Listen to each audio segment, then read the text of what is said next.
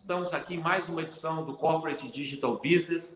Hoje a gente recebe um líder que nos orgulha, um senador da República com 3 milhões e meio de votos, um homem que tem uma história empreendedora no campo da comunicação, que fez todo um trabalho de divulgação, acho que poucas pessoas sabem disso, da Lufthansa, essa multinacional aí aérea da Alemanha, e fez um trabalho incrível de valorizar os destinos da Alemanha, aqui em Minas Gerais e no Brasil. Um homem que é um empreendedor nato na área de comunicação, abrindo empreendimentos editoriais nos Estados Unidos e que se tornou um homem de comunicação extremamente popular através de todos os canais que ele já trabalhou, Record, Globo, Bandeirantes, enfim, Alterosa até chegar na sua popularidade na Rádio Itatiaia. O senador Viana, a quem dou as boas-vindas, em breve passo a palavra para você, é hoje uma referência na interlocução com o governo federal, é um homem que mantém pontes abertas e penetração em todos os órgãos de governo, ministério, Casa Civil, Secretaria-Geral e o próprio presidente da República. Portanto, em qualquer circunstância, é um interlocutor que o Sindinfo, o Sindicato da Indústria de Software e Tecnologia, através das 8 mil empresas que compõem a nossa base, acredita respeito e importância para a gente evoluir numa agenda de competitividade e numa agenda de futuro do Brasil. Então, ao agradecer, Viana, eu sei que o seu tempo é escasso, que esse momento digital está cansando mais pelo excesso de teleconferências e de videochamadas. Você abriu um espaço para o setor, mostrando o apreço que você tem pelo nosso segmento. Te agradecer o carinho, pedir para você se apresentar e rapidamente contar um pouco dessa sua história, para então a gente evoluir nessa conversa. Viana. Primeiro, muito obrigado, Fábio. Uma alegria estar com você mais uma vez. Quero dar um abraço em todos os membros do nosso Sindicato da Indústria de Software. Para mim é uma alegria poder participar e conversar sobre um assunto que me interessa muito, o futuro. Eu sou uma pessoa que, pela própria história, vou contar para vocês, eu sempre busquei planejar os novos tempos. Apesar das dificuldades que a minha geração viveu, eu estou com 57 anos, eu sempre busquei saídas e sempre busquei uma forma de crescer, mesmo nos momentos muito difíceis. Eu sou mineiro já de muitas gerações, a minha família é muito tradicional em Minas, na simplicidade, no trabalho, na agropecuária, na familiar, né, na agricultura familiar. E meu pai, motorista, minha mãe, uma pessoa que foi professora, depois desistiu, porque o salário era muito baixo na época, mas me deu uma base muito grande, tanto ela quanto meu pai, que era a vontade de crescer, de não aceitar o chamado determinismo, né? Olha, nasceu desse jeito, tem que seguir desse caminho e vai morrer daquele jeito. Não é verdade. Toda a vida está aí para que a gente possa construir e, principalmente, para que a gente possa alcançar os resultados daquilo que a gente planejou e acreditou. Isso marcou muito minha vida. Aos 12 anos, fui engraxate, engraxava sapatos aí lá no bairro Amazonas, em Contagem. Com muita satisfação, digo que sábados e o domingo pela manhã era dedicado a trabalhar. Com 14 anos, fui mensageiro do Banco de Desenvolvimento de Minas Gerais, aprendi muito, uma experiência excepcional que tive no BDMG, na época, que foi um crescimento como pessoa muito grande. Ali eu pude observar, né, o tamanho do mundo que se encontrava pela frente. Eu, como adolescente, poderia conquistar uma parte. No serviço militar também, por quase 2 anos, um aprendizado muito interessante sobre o Brasil, conhecer um outro lado de um país. Né? Muita gente critica os militares, porque tem muito aquela visão ainda da ditadura, aquela visão dos tempos duros, que não vão voltar nunca mais. Os militares brasileiros têm uma qualificação altíssima, estão entre os mais bem formados no mundo. Nós temos um senso, eu e aqui os comandantes que a gente conversa pelo Senado, tem um senso muito claro sobre a nossa responsabilidade na democracia, na República Brasileira. E o que as pessoas admiram muito, e é verdade, é a questão da disciplina, do planejamento e principalmente dos objetivos. O que a gente tem que começar a trabalhar quando a gente fala na vida pública. Planejamento, organização e objetivos. Isso aí é pragmático, mas é necessário na vida pública, não tem outra saída. E é o que eu tenho feito hoje aqui no Senado. Eu deixei o jornalismo, era professor universitário também, fui por vários anos, e decidi me dedicar à vida pública, porque eu percebi que o Brasil vinha retrocedendo. Nos últimos 10, 12 anos, a gente começou a retroceder na nossa história. E quando menino, ouvia assim, o Brasil é o país do futuro. E o futuro chegou. Como eu disse, eu estou com quase 60 anos. Não é o futuro que eu esperava para mim, nem para os meus netos, que já estão adolescentes. A gente precisa construir isso, e o tempo passa muito rápido. Tem sido essa a minha preocupação, que é principalmente de buscar esses resultados para Minas Gerais. O governo federal, como você citou, Fábio, é um governo que divide. O Brasil está muito dividido num radicalismo em que a gente está pensando muitas vezes só na questão partidária e esquece do que é importante, que são os resultados para melhorar a vida das pessoas. Eu chego a ponto aqui, muitas vezes, de ouvir críticas de dizer assim, eu não quero saber dessa obra, essa duplicação dessa rodovia não me interessa, porque esse é um governo que é isso, é um governo que é aquilo. Olha, goste ou não do governo federal, goste ou não do presidente da República, ele é o presidente. As decisões passam pelo governo dele. E cabe a mim, como senador, que represento Minas Gerais, trazer Minas de volta ao espaço político que nós perdemos. Eu, como não fui eleito com partido, não fui eleito com apoio de político nenhum, o único político que me apoiou efetivamente e a quem eu defendo e tenho uma lealdade, que é o prefeito de Belo Horizonte, o Alexandre Calil, que é muito criticado, mas é uma pessoa que tem uma boa vontade muito grande na vida pública. Eu posso dizer para você, o Senado de Minas Gerais foi omisso por um absurdo nesses últimos 20 anos. Ou eram suplentes que chegavam lá porque o titular morreu e cuidavam dos seus interesses de futebol, seja lá o que for, ou outro que resolveu candidatar à presidência, mas falava que representava Minas, morava no Rio de Janeiro, e isso gerou em Minas Gerais um problema sério, porque veio uma presidente que dizia ser mineira, mas de mineira não tinha nada, e Minas Gerais ficou nesse embate partidário. Nós ficamos 20 anos atrasados em diversos projetos. Eu posso citar aqui para vocês em toda e qualquer área. Na questão da mobilidade, por exemplo, Salvador conseguiu fazer um metrô em 12 anos. Um metrô que liga o centro de Salvador ao aeroporto. Nós aqui temos 30 anos que o nosso trem urbano não sai de absolutamente do lugar onde ele vai, que liga quase nada a lugar nenhum.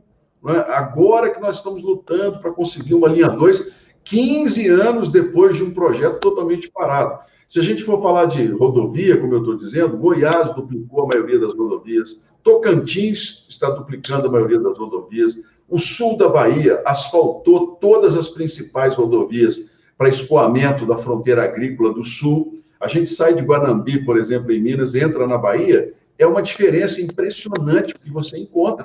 Por quê? Eles souberam trabalhar. A bancada do Nordeste, a bancada, trabalhou com muito profissionalismo, muito afinco, defendendo o seu Estado, o que não aconteceu conosco e que agora eu tenho procurado fazer, que é levar os projetos de Minas. E temos conseguido. Nós temos avançado muito em questões importantes para o Estado. Preciso aqui fazer também menção ao atual governador Romeu Zema, que é um homem de muito boa vontade, colocou todo o governo dele à nossa disposição para que a gente possa ter uma interlocução e estamos avançando. Esse ano de 2020 já começamos a ter os primeiros resultados. 2021, eu estou muito confiante de que teremos outros ainda maiores. Então, a política, ela tem que mostrar resultados. Se você não mostrar resultados, as pessoas vão continuar não acreditando nos políticos. Às vezes, vem uma crítica muito pesada, eu até não ligo. Por quê? Eu sei o quanto a política machucou as pessoas. Eu, como jornalista, e você acompanhando também, nós sabemos o quanto a política deixou a desejar no Brasil, na questão dos escândalos de corrupção, na imposição de pautas que não são as que o brasileiro comum quer. Ele deu o retorno na urna, foi lá e deu um voto contrário a tudo que estava acontecendo. Agora, quem está como eu eleito tem que começar a mostrar para as pessoas o resultado do trabalho. E, graças a Deus, nós temos conseguido trazer para Minas Gerais investimentos e temos conseguido colocar Minas de novo no cenário político nacional, no respeito que Minas Gerais merece. Viano, e é muito legal ouvir a maneira franca, transparente, assertiva, que é a sua característica, inclusive, como comunicador, e entra no seu DNA de personalidade, com que você coloca abertamente esse papel de construtor de pontes, né?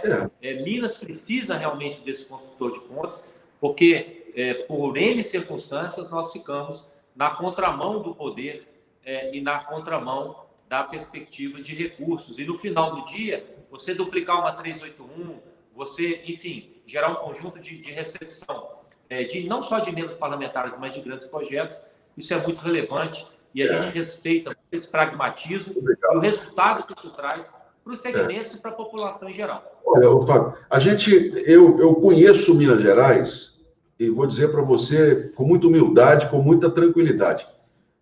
Eu desconheço um político que tenha o conhecimento geográfico de Minas Gerais como eu tenho.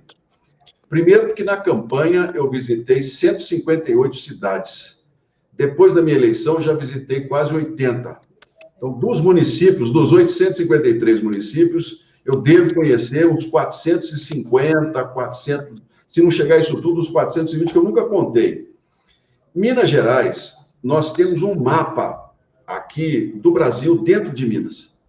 Nós temos um sul muito desenvolvido, que hoje, quais são as demandas do sul de Minas? Tecnologia, pesquisa, Universidade Federal de Itajubá, referência na formação, já precursora de uma série de cursos de pesquisa. Santa Rita do Sapucaí, com a questão lá do 5G nosso que está sendo desenvolvido lá naquela região, a questão da tecnologia, tudo isso no sul de Minas. Nós temos uma fábrica de helicópteros que é entre as 6 únicas no mundo.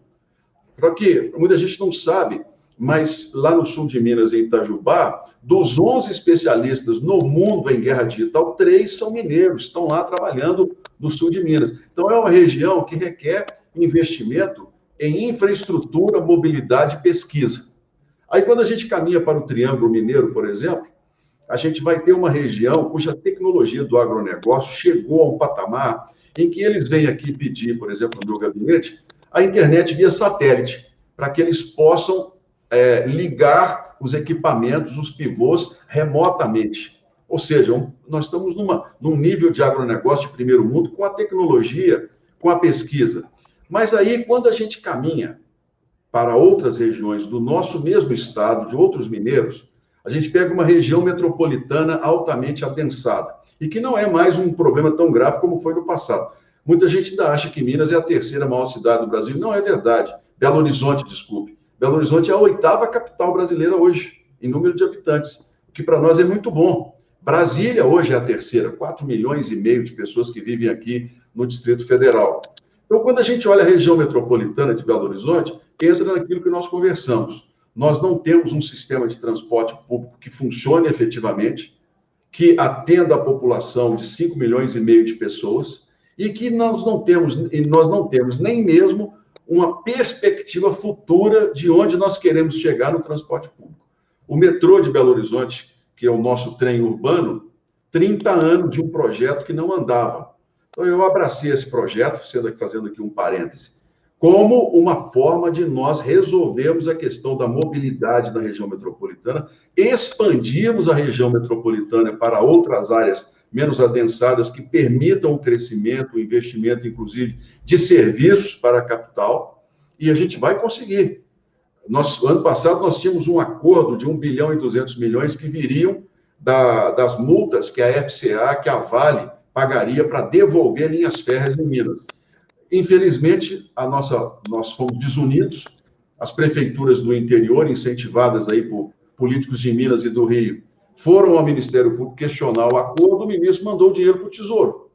Nós perdemos o financiamento para a linha 2. Agora, eu tenho trabalhado com o desenvolvimento regional, que cuida da CBTU, com a infraestrutura, com a Advocacia Geral da União, com o Ministério da Economia, para a gente refazer o acordo e garantir o financiamento para a linha 2. Então, a gente começa a corrigir o grave problema da região metropolitana, que é a mobilidade. Esse é o grande problema da nossa parte aqui de Belo Horizonte, aí do entorno. A questão do anel rodoviário, por exemplo, não tem jeito. Não adianta querer ficar enganando as pessoas, falar, tem que entregar para a prefeitura. Não tem como, aquilo é uma área concessionada. O que nós vamos fazer ali, que está muito adiantado, a Vale, A Vale com os crimes, né, de Brumadinho e de Mariana, que eu chamo de crime. Eu fui relator da CPI de Brumadinho, digo para vocês, a empresa cometeu crime, eles sabiam do que iria acontecer e não tomaram as providências. Mas, muito bem, a Vale tem as indenizações, famílias, comerciantes, e a Vale tem a reparação. Minas Gerais tem direito a um valor de reparação da Vale pelo que ela causou de imagem ao Estado. Esse dinheiro, em torno de 15 bilhões de reais, já está sendo negociado, e dele será feito um rodoanel em Belo Horizonte, que será trabalhado conjuntamente com a duplicação da BR-381, cujo edital e o leilão, né, sai no ano que vem. Então, a Vale, juntamente com o governo do Estado e o governo federal, a Vale vai investir nessas obras. Então, a Vale poderá fazer o rodoanel de Belo Horizonte. Então, a gente resolverá um outro problema grave da região metropolitana. E, com a duplicação da 381, aí nós vamos ligar o leste e o Vale do Aço, que são regiões que também perderam, regiões que não têm escoamento de produção, regiões que ficaram isoladas no contexto de Minas, apesar da importância que elas têm. O Jequitinhonha, por sua vez, sempre cantado em verso e em prosa, como o Vale da Pobreza, e não é. O Vale do Jequitinhonha tem um potencial de riqueza impressionante na área da fruticultura. É a vocação do Vale, é a produção. O que nós fizemos? Ano passado, nós trabalhamos muito no dinheiro para asfaltar uma rodovia que ainda é de terra, até hoje, em sua maior parte, que fica, quem conhece, lá entre Almenara e Salto da Divisa. Por que isso? Porque o governo federal está criando uma ferrovia que vai ligar o Centro-Oeste ao Porto de Ilhéus. Essa rodovia, que eles chamam de FIOL, ela transformará o Porto de Ilhéus num dos maiores hubs brasileiros de exportação de grãos. Por quê? É o corredor leste-oeste, né, Diana? Vai cortar o centro-oeste até o nordeste, o sul da Bahia. Então, o nosso Jequitinhonha ganha a possibilidade que, com os projetos de fruticultura, desenvolvimento, ganhe uma rodovia. O asfalto começa agora em agosto. Eu consegui, juntamente com vários deputados, o dinheiro para asfaltar a BR-367. Então, nós vamos ter asfalto ligando o Jequitinhonha ao Porto de Ilhéus. Vai até a BR-101, de lá ou seja, o escoamento da produção do Jequitinhonha ganha uma possibilidade com frete menor e mais rápido. Nós temos que começar a pensar nisso. Do norte e noroeste de Minas, que é outra fronteira agrícola que não se desenvolveu, não sei por quê, porque Tocantins cresceu, Goiás virou um exemplo, o sul da Bahia virou exemplo, o nosso noroeste ficou abandonado. Não tem estrada direita. Fala Paracatu ali, Unai, né? Paracatu, ali, Brasilândia, subindo até Formoso. Nós vamos ter uma outra ferrovia, que vai ser uma das mais modernas no mundo. Vai sair de Porto Estrela, em São Paulo, vai cortar o Triângulo Mineiro e vai sair lá no Porto de Itaqui, no Maranhão. É uma ferrovia double deck. O que é isso? Vai transportar 2 contêineres, um em cima do outro, com trens a 100 km por hora. É uma ferrovia muito moderna. Então, o norte e noroeste de Minas ganha a possibilidade, se nós trabalharmos bem como políticos, de escoar a produção por meio dessa ferrovia, de sairmos lá. Então, 2 regiões de Minas que precisam de muita atenção, que é o norte e o Jequitinhonha, agora nós temos a chance de virar essa página e tornar o desenvolvimento regional de Minas Gerais mais verdadeiro, mais equilibrado, né? Aí sim, o Estado como um todo, eu tenho muita confiança de que a gente vai voltar a crescer e Minas Gerais vai ocupar um espaço de destaque que nós perdemos. Eu acho que você deu exemplos muito verdadeiros e realistas da visão do território e da possibilidade de evolução através da ação política, né? A política com P maiúsculo, a política que traz o recurso, a política que viabiliza o desenvolvimento econômico pela logística, enfim, e que permite planos de desenvolvimento econômico mais efetivos. E eu me valho dessa planta aí, desse solo fértil que você está construindo com tanta competência, Diana, e reconhecer em nome do setor o papel e a importância da sua liderança neste contexto do Brasil dividido, para que Minas não continue olhando para trás ou na contramão do poder, e isso compõe o processo de evolução do Estado. para trazer a perspectiva do setor de tecnologia. Sim. Hoje você tem, por exemplo, ali na Raja Gabaglia, uma TOTOS com 2.000 funcionários de alto padrão de remuneração. Você tem na Savassi uma Tecnisa com 400 funcionários. Você tem uma Avenue Code.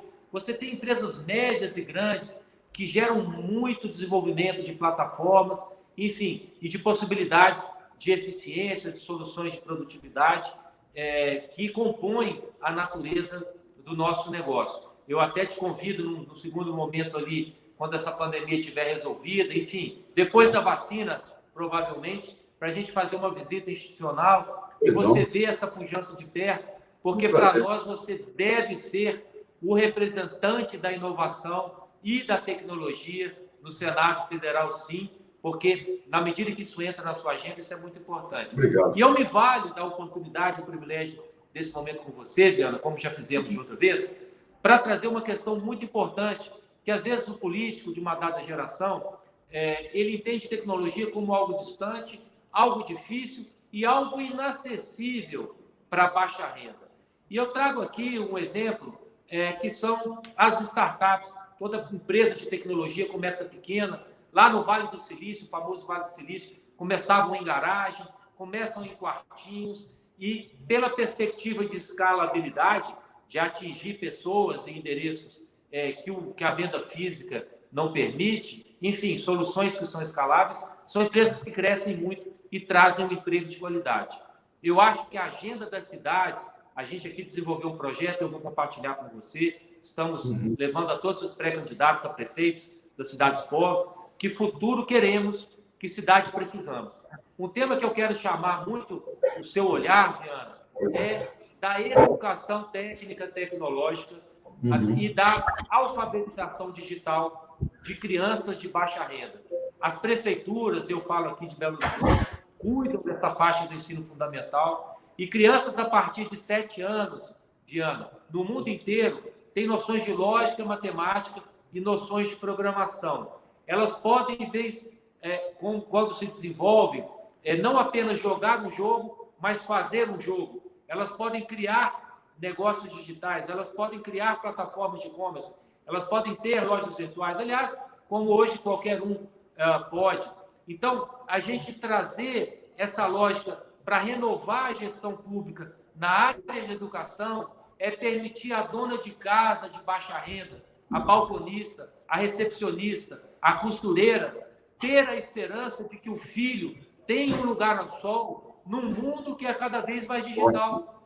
A gente vai precisar de pessoas, Viana, nas linhas de produção de carros da Fiat, de carros da General Motors, de carros da Tesla, que faz carros elétricos, mas essas empresas vão ser cada vez mais automatizadas e nós vamos precisar de pessoas para fazerem a manutenção dos sistemas e a programação. Então, uma agenda que é muito cara para o setor é a agenda do apagão de mão de obra.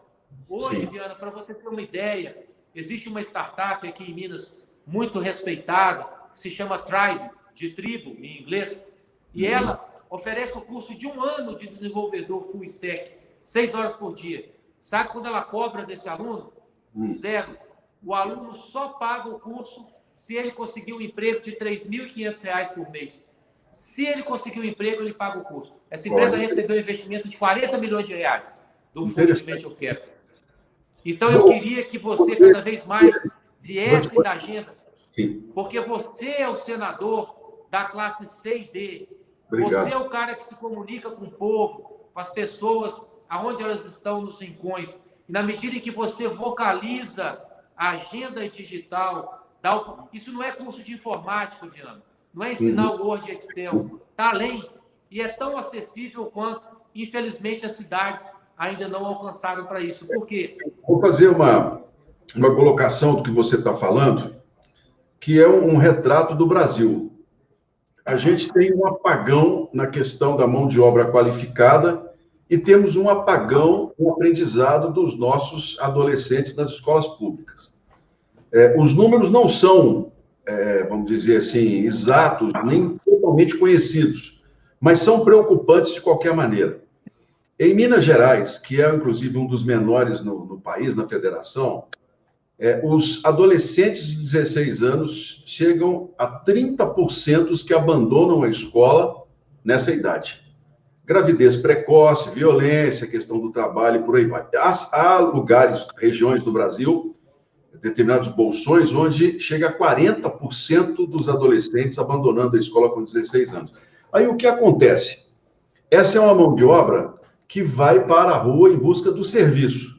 Então, eles vão para os sinais vender bala, eles vão para os sinais vender pano, eles vão trabalhar nos bares, vão trabalhar nos restaurantes, que é uma coisa muito digna, não está aqui ninguém criticando. Mas esse brasileiro, essa brasileira, deixa de realizar a potencialidade que ela tem e nós perdemos talentos.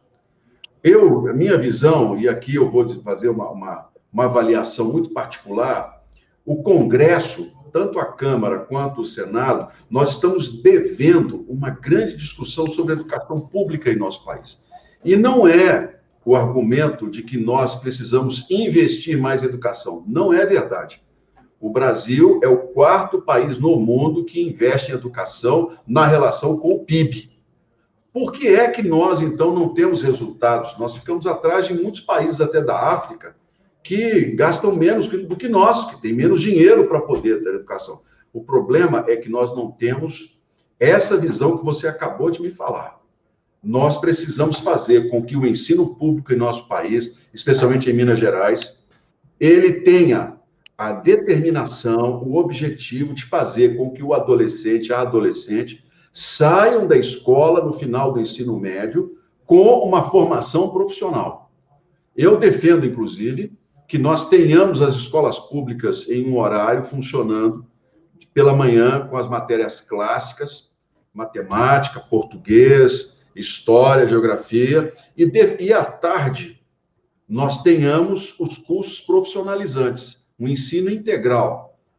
Isso nós podemos fazer em conjunto com o SESI, com o SENAI, com os cursos de formação, com as startups. O Estado vai pegar esse aluno e vai fazer um investimento nele para que ele saia dali formado. E nós temos uma grande oportunidade de fazer isso, porque o número de alunos a cada ano é menor. O número de brasileiros que nasce a cada ano está diminuindo. Hoje, a média de natalidade das famílias do Sudeste é 1,6. Aquela história de que a gente tinha famílias com 5, 6, 7, isso está diminuindo, isso está acabando. A média hoje é de 1,6 filhos. Isso nos dá uma chance de virar a questão da política pública de educação no Brasil, não é só em Minas Gerais, mas especialmente no nosso. Minas Gerais, que já foi referência na educação brasileira no princípio do século XX. Minas Gerais trouxe uma pesquisadora que veio da Suíça, que era uma russa, chamava Helena Antipoff. Essa senhora, ela foi modelo na educação brasileira na época do Getúlio Vargas. Essa mulher, ela revolucionou a educação pública no nosso país, aqui em Minas. Inclusive ali em Birité, aí perto, a Fundação Antipoff, que hoje está totalmente descaracterizada, não tem, né? É um outro tempo, o tempo dela era outro. Mas Minas sempre foi a origem, Minas sempre foi vanguarda na questão da educação pública. E hoje nós estamos aí numa situação muito delicada com relação a isso. Quer dizer, o aluno, quando ele não abandona a escola 3 em cada 10, os outros 7 formam, tirando 4,2 de 0 a 10, que eles tomam bomba. E saem para o mercado sem a menor possibilidade de arrumar um emprego, serem profissionais. É hora da gente começar a pensar nessa economia do futuro, essa economia digital, do serviço. É hora da gente começar a pensar. Porque aqui não é discurso político, não. É discurso de quem estudou escola pública a vida toda. Eu estudei escola pública a vida toda. Tanto no chamado primário, quando eu comecei com 7 anos. Depois, no pouco tempo que eu fiquei nas escolas do SESI, fiquei 3 anos. Depois fui para o ensino médio, numa escola chamada Ordem e Progresso, que existe até hoje, que era ali na Rua da Bahia, com o Bernardo Guimarães, em frente ao BDMG, onde eu trabalhava. Eu trabalhava de dia e estudava à noite. Então, eu sei a importância da escola pública para que a pessoa vença a própria sorte, para que a pessoa mude a sorte dela. E no Brasil, distribuir dinheiro, Fábio, é muito bom porque você dá dignidade imediata. A gente não pode permitir a fome no Brasil. A gente não pode retroceder. A gente tem que acabar com isso. mas a gente só vai se tornar um país mais equilibrado no dia que a gente dividir conhecimento. No dia que cada brasileiro sair da escola com um capital de conhecimento grande, que ele possa gerar a própria riqueza, aí a gente vira a desigualdade no Brasil. Isso que você está falando tem uma importância tão embasada cientificamente, porque você está trazendo a agenda do ofício do aluno do ensino médio, a agenda do ofício. Nem todos terão acesso ao curso superior e talvez nem todos precisem ter esse acesso, não porque podem ganhar menos. E aí eu trago a referência da Alemanha. A Alemanha é um país onde o curso técnico é extremamente valorizado e gera empregos de alta remuneração e de qualidade. E é disso que você está falando, trazer esse padrão alemão do ensino técnico para trazer a cultura do ofício, porque muitas vezes o aluno se forma num curso superior, exaure a renda da família para ter um curso superior de baixa qualidade e que não vai dar a ele a empregabilidade que um curso técnico dá e muitas vezes hoje nem mesmo o salário. Então, eu acho que essa é uma agenda que nós estamos ao seu lado, inclusive na perspectiva de proposição legislativa e de política pública para evoluir. Mas, valorizando o seu tempo aqui, Viana, eu queria te ouvir um pouco também. Nós sabemos que o presidente da República tem uma liderança natural, de alguma maneira, na agenda legislativa, não é? Sim. E a gente sabe que está aqui em discussão a reforma tributária, o ministro Paulo Guedes tem trazido isso ao debate com pessoas como você e outros líderes nacionais. A gente não pode deixar de compartilhar com você uma preocupação muito grande do setor, quando o presidente Bolsonaro vetou alguns aspectos da Lei 14.020 e abriu a perspectiva de reonerar o segmento de TI como um dos setores, dos 17 setores. Isso é uma coisa não planejada, que vai gerar um impacto assim, imediato de um percentual de sobrecarga, no momento que as empresas estão com aumento da inadimplência e queda de receita. Tributar tecnologia é tributar competitividade, porque é um setor que se espraia transversalmente.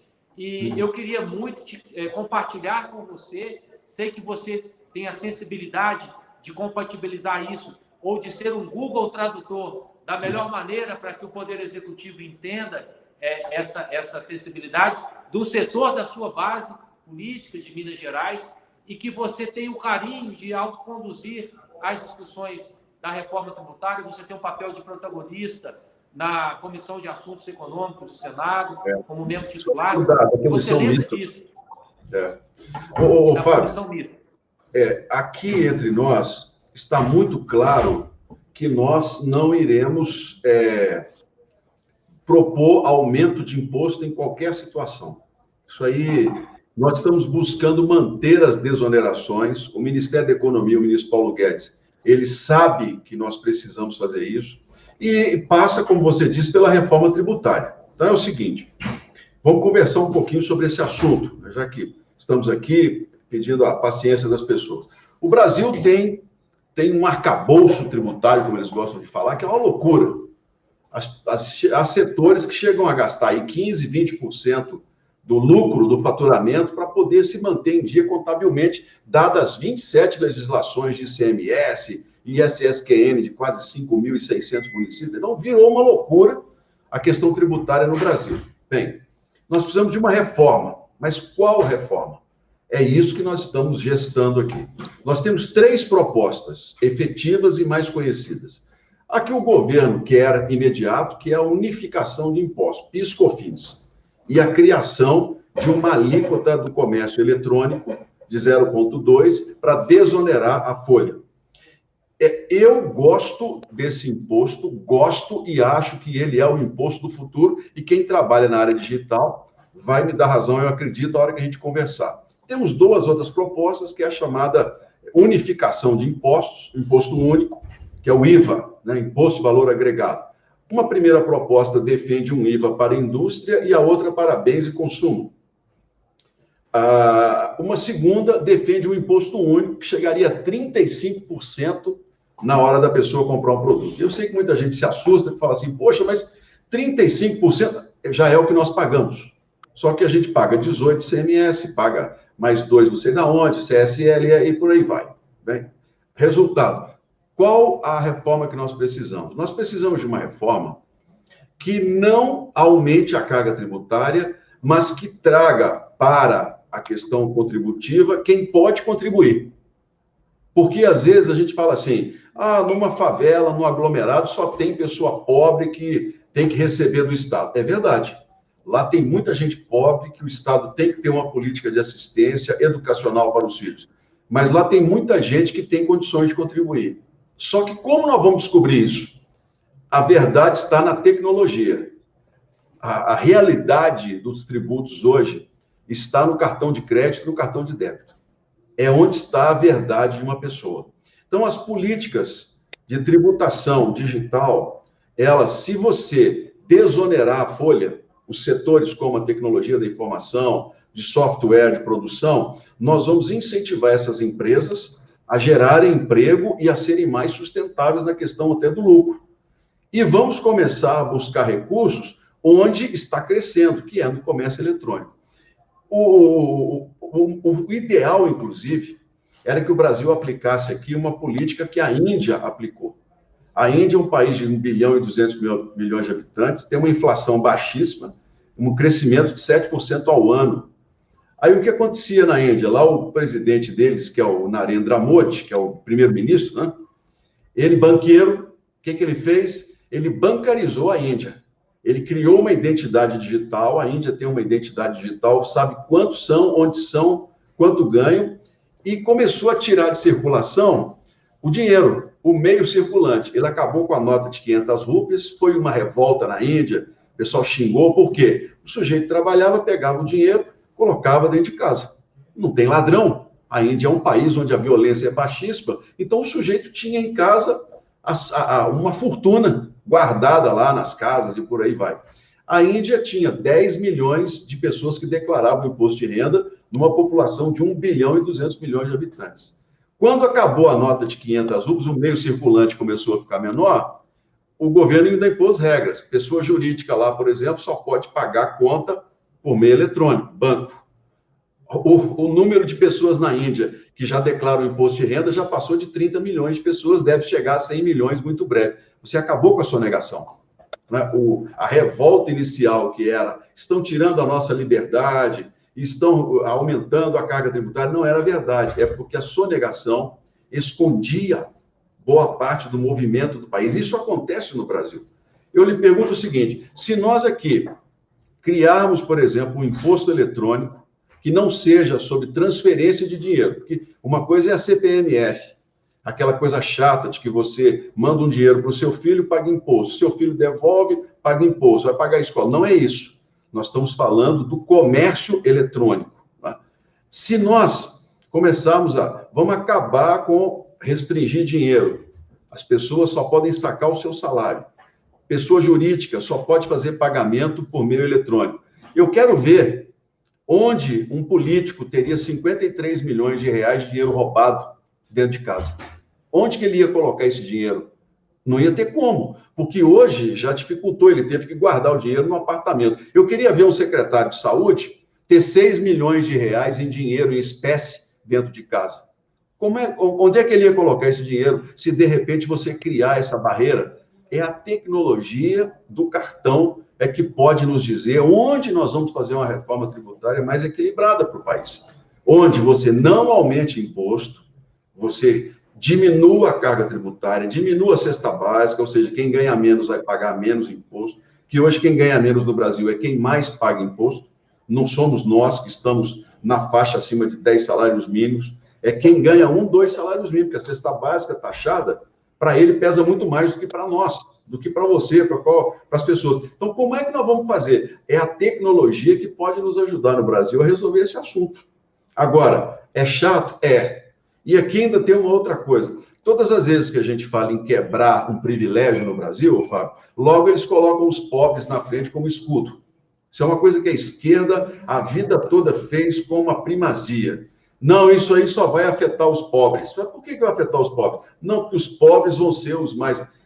Olha, a gente tem que começar a colocar as coisas no lugar no Brasil. Nós temos que enfrentar isso. Então, essa reforma tributária, ela tem de vir para desonerar a produção, desonerar a folha de pagamento. Sou totalmente a favor. E vamos criar um imposto sobre o comércio eletrônico, sobre o comércio eletrônico. Não é sobre... Porque quando fala assim, é uma nova CPMF, ou a pessoa está vamos dizer assim, de má vontade, para não falar outra coisa, ou então a pessoa é ignorante, ela desconhece o que está sendo proposto nisso aí. Me perdoe a sinceridade. Por quê? Um imposto desse, ele não tem. Você, olha, você colocou lá, imediatamente ele vai para o cofre do governo. Então, você diminui o tamanho da Receita Federal, você diminui a dependência do serviço público, você torna mais transparente as contas do país onde você está arrecadando, e você torna mais transparente quem pode pagar imposto no Brasil. Porque, eu vou taxar grandes fortunas. Tá bom, vamos discutir taxar grandes fortunas. Sabe o que vai acontecer? Onde os países do mundo aplicaram isso, as grandes fortunas foram embora. O sujeito muda o domicílio dele. Na França, por exemplo, ele muda para os Estados Unidos. A nossa legislação permite isso. Agora, vamos discutir, por exemplo, esse auxílio emergencial.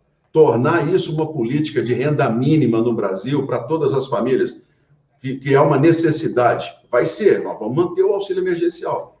Agora, de onde virá esse dinheiro? Virá do imposto produtivo?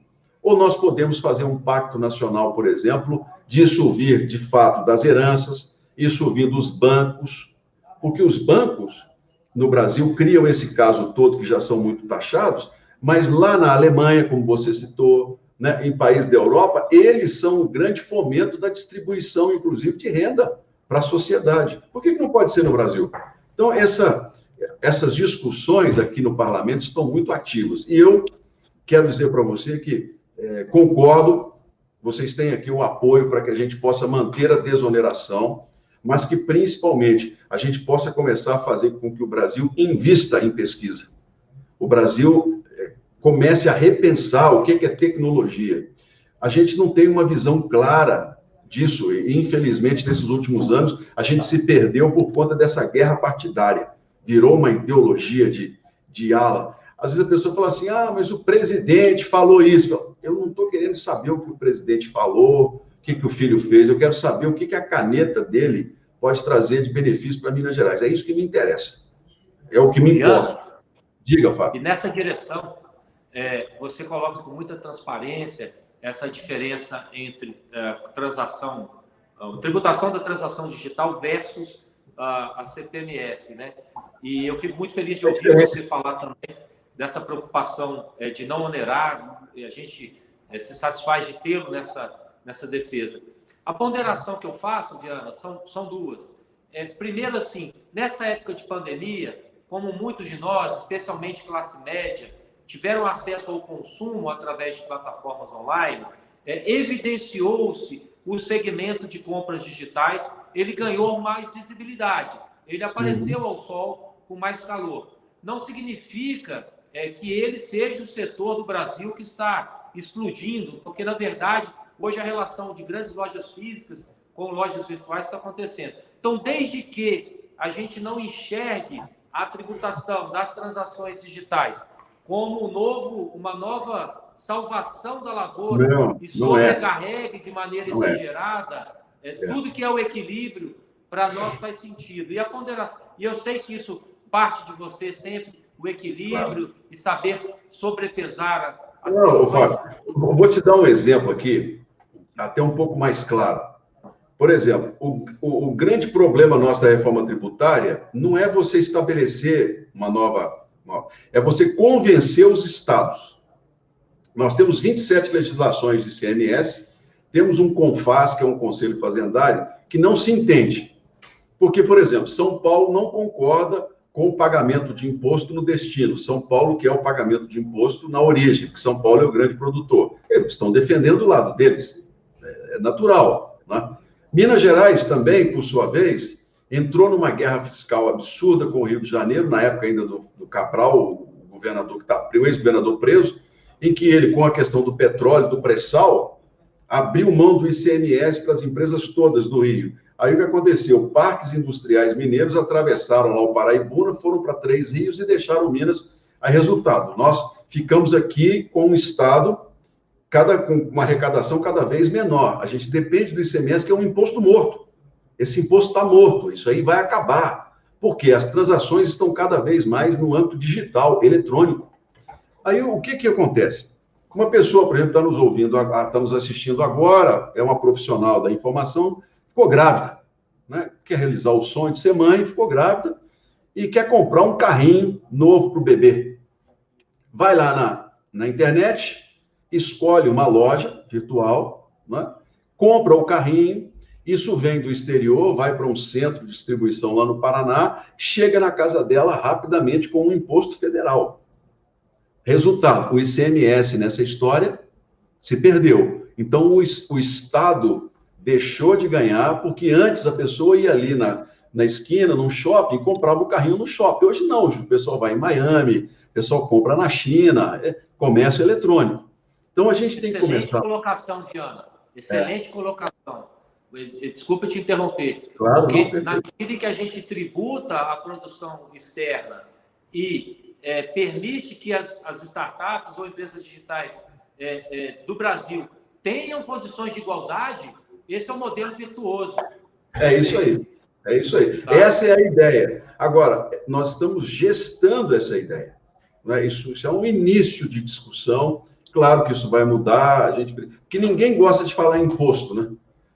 Isso, inclusive, para nós, em Minas Gerais, é histórico. A nossa inconfidência. Ninguém quer pagar. Agora, sem imposto, não tem jeito. Nós temos que dar um jeito de arrecadar melhor, de uma forma mais justa, e gastar melhor o imposto, que são duas coisas diferentes, né? Como se arrecada e como se gasta. Esse é o ponto. Então, a reforma tributária, eu espero, ela vai avançar, mesmo com a pandemia. Hoje, inclusive, o ministro Guedes estava aqui na comissão nossa mista, que discute a reforma tributária, defendendo esse imposto de 0,2 e a desoneração da folha. Eu acredito que a gente vai conseguir passar, é uma resistência muito grande, mas à medida que a gente for convencendo, mostrando que é a tecnologia quem tem que nos ajudar, eu acredito que aí nós vamos dar um passo em direção a tornar a carga tributária no Brasil mais equilibrada e ajudar no desenvolvimento da tecnologia da informação. Fernando, foi não.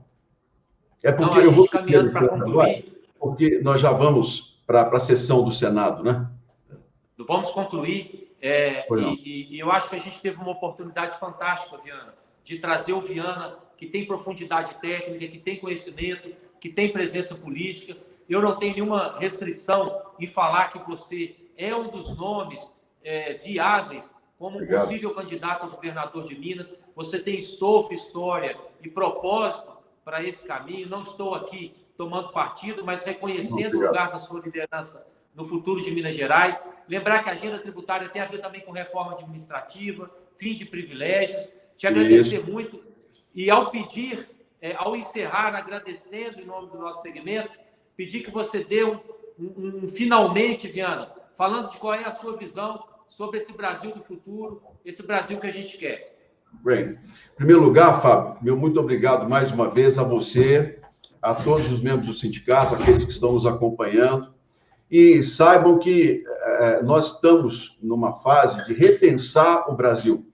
No nosso caso, em Minas Gerais, numa fase de repensar o nosso Estado, devolver a Minas Gerais a preponderância que sempre teve na política e na economia nacional e que nós perdemos nesses últimos anos. Agora é nós trabalharmos com muita tranquilidade, com muita transparência, com muita responsabilidade, o que nós queremos do Brasil. Eu quero um Brasil mais igual, eu quero um Brasil com mais oportunidades, eu quero um Brasil que valorize a pesquisa em tecnologia da informação, tecnologia de software, tecnologia agrícola, que para nós é fundamental, e Minas sempre foi ponta nisso. E aqui no Senado, contribuir com a minha visão de quem veio do meio do povo, daquele que veio construindo a própria história com muito trabalho e, graças a Deus, com muita dignidade, com muito sucesso. Essa visão nova da política é que eu peço às pessoas que tenham, né, que vejam a política como o caminho necessário para a gente melhorar o país. A política, sem ela, a gente não chega a lugar algum. Então, quanto mais as pessoas ficarem críticas, quanto mais elas ficarem indignadas, quanto mais elas cobrarem da política, mais nós vamos avançar. No mais, meu muito obrigado a vocês todos e espero que a gente possa ajudar a construir tempos melhores para os nossos filhos e para os nossos netos. Muito obrigado, viu, Fábio? Muito obrigado, Viana. Muito obrigado mesmo.